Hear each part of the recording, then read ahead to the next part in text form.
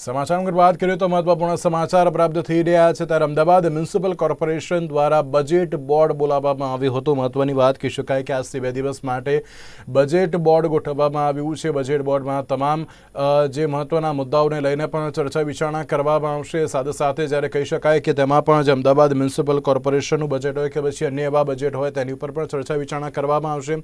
તો આ સાથે અમારા સંવાદદાતા બ્રિજેશ દવે અમારી સાથે જોડાઈ ગયા છે। બ્રિજેશ, અમદાવાદ મ્યુનિસિપલ કોર્પોરેશન દ્વારા બજેટ બોર્ડનું આયોજન કરવામાં આવ્યું છે, શું છે વધુ વિગત, કયા કયા મુદ્દાઓ પર ચર્ચા વિચારણા તેમાં થઈ શકે છે?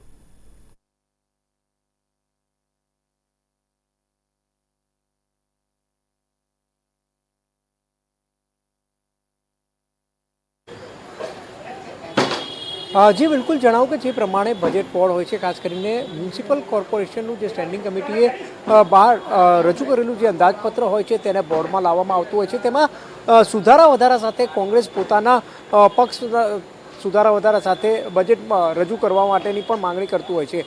આજે 2 દિવસનું જે કહી શકાય કે આજે વહેલી સવારથી એટલે કે 10 વાગ્યાથી બજેટ બોર્ડ ચાલુ થયું હતું અને 2 દિવસ સુધી જે બજેટ બોર્ડ છે તેમાં ચર્ચા થશે। ખાસ કરીને અમદાવાદ મહાનગરપાલિકા સંચાલિત જે હોસ્પિટલ હોય કે પછી એટલે કે વીએસ હોસ્પિટલ હોય, સ્કૂલ બોર્ડ હોય એટલે કે નગર પ્રાથમિક શિક્ષણ સમિતિમાં જે બજેટ છે તે અંગેની વાત કરવામાં આવતી હોય કે પછી એમજે લાઇબ્રેરી કે એએમટીએસ નું બજેટ જે છે તે તમામ ઉપર ચર્ચા વિચારણા કરવામાં આવતી હોય છે। ખાસ કરીને તે બજેટમાં કયા પ્રકારના આગામી દિવસોમાં સુધારા વધારા કરવામાં આવશે, કઈ રીતની આગામી દિવસોમાં કોર્પોરેશનની રણનીતિ હોય છે તે અંગે ચર્ચા વિચારણા કરવામાં આવતી હોય છે। સત્તાધીશ પક્ષે રાખેલું આ બજેટમાં કોંગ્રેસ પોતાનો સુધારો ની માંગણી કરતી હોય છે, સુધારા સાથેનું બજેટ રજૂ થાય તેવી એક માંગણી કરતી હોય છે। પરંતુ જે પ્રમાણે ફોર્માલિટી પ્રમાણે અત્યારે બોર્ડમાં જે બજેટ છે તે રજૂ કરવામાં આવતું હોય છે તેના ઉપર ચર્ચા કરવામાં આવતી હોય છે।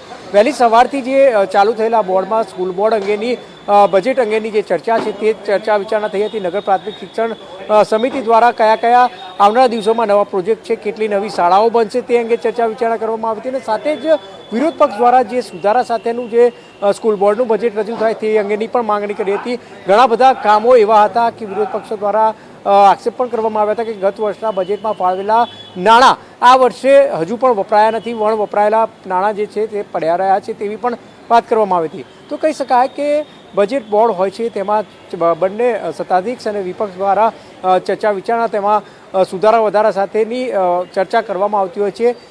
અંતે બહુમતીના જોરે જે બજેટ છે તે રજૂ કરવામાં આવતું હોય છે। એટલે કે આવતીકાલે જે બજેટનો છેલ્લો દિવસ છે એટલે કે 2 દિવસનું બજેટ બોર્ડ છે તેમાં આવતીકાલના બજેટ બોર્ડમાં પણ જે ચર્ચા વિચારણા થશે અને આજે પણ અત્યારે એએમટીએસ જે બજેટ હતું એએમટીએસ પાછળ એટલે અમદાવાદ મહાનગરપાલિકા સંચાલિત જે ટ્રાન્સપોર્ટ સર્વિસ જે છે એટલે એએમટીએસ તે અંગેની બજેટ અંગેની જે ચર્ચા વિચારણા છે તે અત્યારે સત્તાધીશ પક્ષ તેમજ વિપક્ષ કરી રહ્યું છે।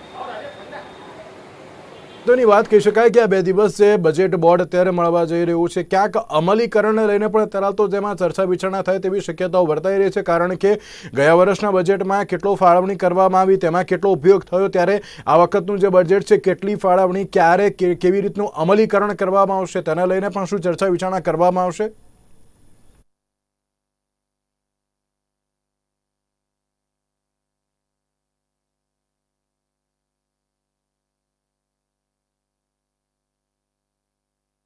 જે બજેટની જો વાત કરવામાં આવે તો બજેટ પહેલાં સ્ટેન્ડિંગ કમિટી દ્વારા રજૂ કરવામાં આવતું હોય છે, સુધારા સાથે વિપક્ષ તેને રજૂ કરતું હોય છે, પરંતુ વિપક્ષના કોઈપણ સુધારા અને સૂચન તે બજેટમાં જોવા મળતા નથી। ચોક્કસ એક સિસ્ટમ છે કે બજેટ રજૂ થયા બાદ બોર્ડમાં તેને લાવવામાં આવે છે અને બોર્ડમાં તેની મંજૂરી કરવામાં આવે છે અને ત્યારબાદ જે બજેટ માં નાણાં હોય તેને જુદા જુદા જે તે રીતે પ્રાથમિક સુવિધાને લઈને તે લોકો વાપરતા હોય છે। વિપક્ષનો એવો આરોપ છે કે ઘણા ગત વર્ષેના બજેટના જે કામો છે તે પણ હજી અધૂરા છે, તે કામો પૂર્ણ થયા નથી। સાથે જ આ બજેટના જે તમામ કામો છે તે પૂર્ણ થશે કે કેમ તે અંગેની પણ ચર્ચા વિચારણા હોય છે।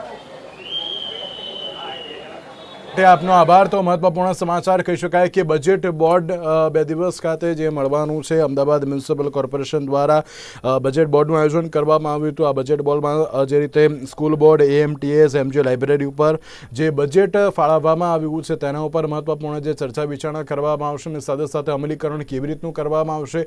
વિપક્ષ દ્વારા પણ એક સુધારાનું બજેટ જે જાહેર કરવામાં આવતું હોય છે તેમાં પણ કેવા પ્રકારની પરિસ્થિતિ જોવા મળશે તેને લઈને પણ એક સવાલ યથાવત છે। સાથે જ બજેટ બોર્ડમાં તમામ બજેટ ઉપર ચર્ચા વિચારણા બાદ જ્યારે સ્કૂલ બોર્ડ બજેટને લઈને સ્ટેન્ડિંગ કમિટી દ્વારા અત્યારે હાલ તો જે ચર્ચા વિચારણા કરવામાં આવી હતી, આગામી સમયમાં અલગ અલગ બજેટને લઈને પણ તેમાં ચર્ચા વિચારણા કરવામાં આવશે.